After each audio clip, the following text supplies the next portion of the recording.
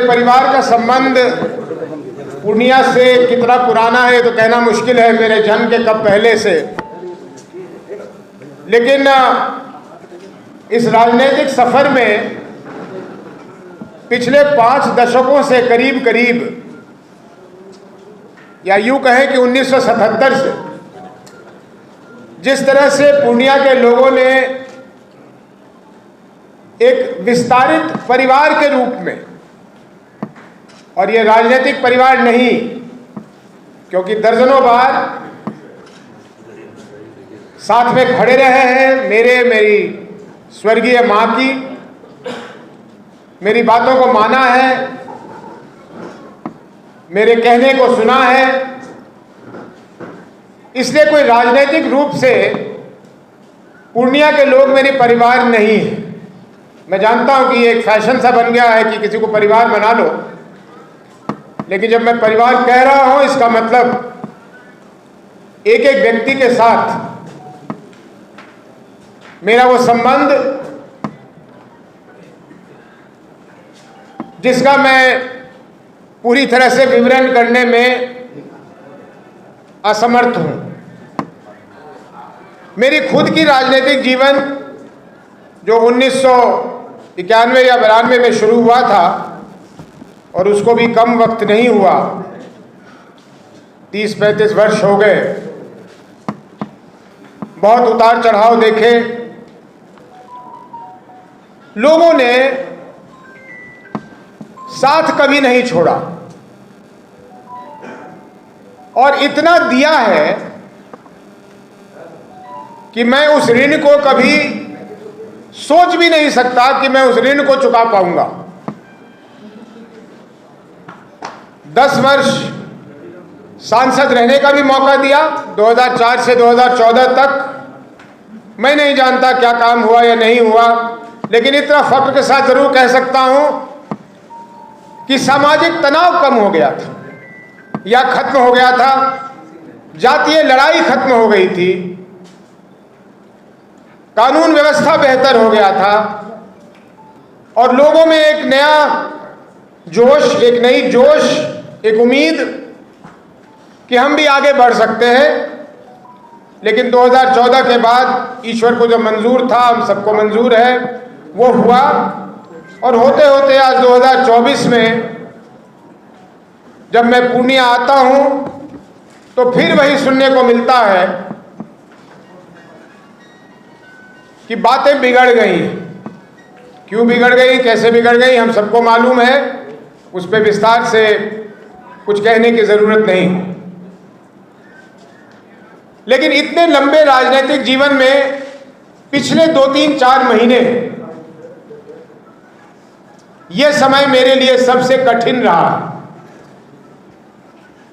रोज सैकड़ों लोगों का प्यार से मुझसे ये पूछना कि मैं लोकसभा चुनाव लड़ूंगा या नहीं लड़ूंगा, लड़ूंगा तो कैसे लड़ूंगा, और अन्य दल के लोग क्या करते हैं। और अत्यंत ही निराशा हुआ ये देखकर कि हमारे देश में गिने चुने 2 राष्ट्रीय दल हैं। एक अपने आप को कहती है कि वो ऊपर बढ़ रही है, और एक को हम देख रहे हैं कि वो धीरे धीरे नीचे की तरफ ही जा रही है।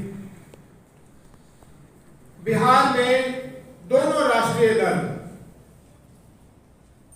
बैसाखियों पर खड़े। आदरणीय नरेंद्र मोदी जी की सुनते हैं कि बहुत लोकप्रियता है, होगी भी, लेकिन बैसाखी के बिना वो भी बिहार में नहीं।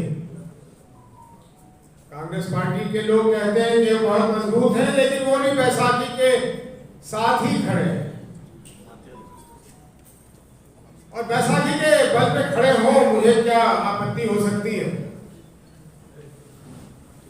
लेकिन उनके कहने में और करने में बहुत ज्यादा अंतर है। अगर एनडीए की बात करें तो पूर्णिया के लोगों ने और एनडीए के समर्थकों ने कोई कसर नहीं छोड़ा ये बताने में अपने नेतृत्व को कि वो अभी के व्यवस्था से और अभी के शायद उनके जनप्रतिनिधि से वो बहुत संतुष्ट नहीं है। मैं समझता हूं कि भारतीय जनता पार्टी, जनता दल यूनाइटेड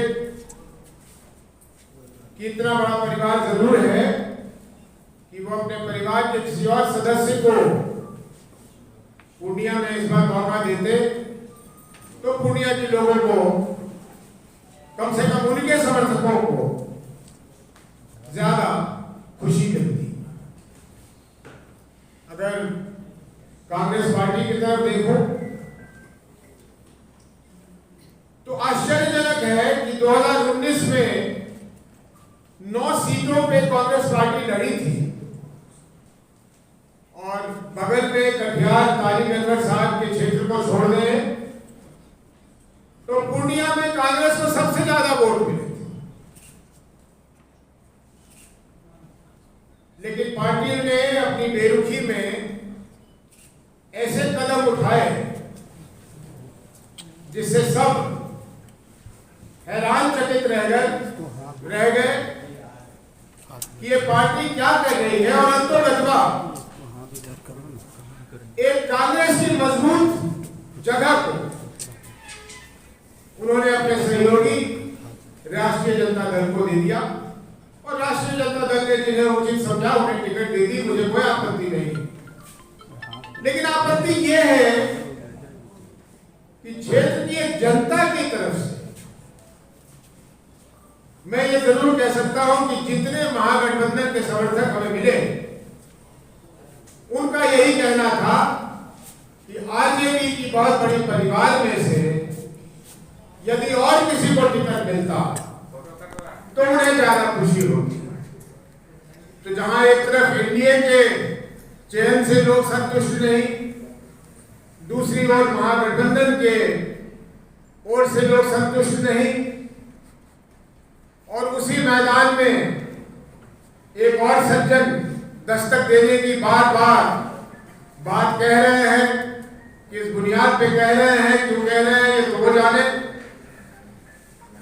लेकिन ऐसे में लोगों में घोर निराशा है कि हमारे पास तो कोई विकल्प है ही नहीं। और जाहिर सी बात है,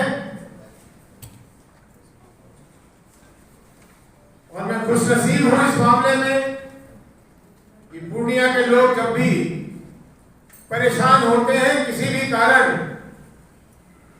तो मेरे पास सलाह के लिए या सहयोग के लिए जरूर आते हैं। और इसी क्रम में पिछले कई हफ्तों से और खासकर आज सुबह से बहुत बड़ी संख्या में लोग आते रहे हैं और सबों का एक ही मांग कि मैं लोकसभा चुनाव में अपनी भागीदारी दर्ज करवाऊं और एक निर्दलीय प्रत्याशी के भांति उनके बीच आऊं। अगर ये मामला इतना आसान होता